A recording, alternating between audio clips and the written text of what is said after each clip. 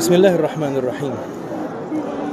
الحمد لله رب العالمين، وأفضل الصلاة وأتم التسليم على المبعوث رحمة للعالمين سيدنا ونبينا محمد الصادق لوعد الأمين، وعلى آل بيته الطيبين الطاهرين وصحابته الغر الميامين.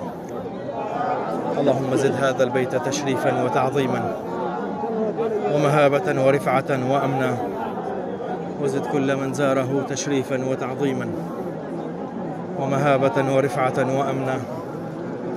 اللهم اغفر للمسلمين والمسلمات، المؤمنين والمؤمنات، الأحياء منهم والأموات، إنك يا مولانا سميع قريب مجيب للدعوات.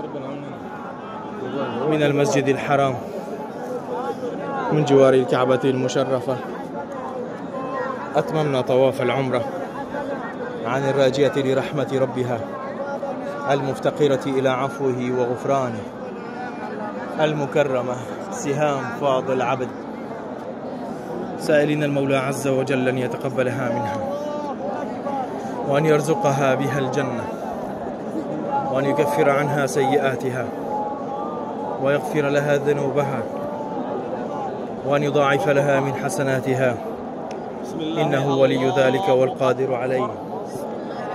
اللهم اغفر لها وارحمها وعافها واعف عنها، وأكرم بفضلك نزلها، وسع مدخلها وجاف الأرض عن جنبيها، واغسلها يا ربنا بالماء والثلج والبرد، ونقها برحمتك من الذنوب والخطايا كما ينقى الثوب الأبيض من الدنس. اللهم أبدلها دارا خيرا من دارها، وأهلا خيرا من أهلها، وجيرانا خيرا من جيرانها، وقها فتنة القبر وعذاب النار، وارزقها الجنة ونعيمها برحمتك يا عزيز يا غفار. اللهم جازها بالإحسان إحسانا، وبالسيئات عفوا وصفحا وغفرانا.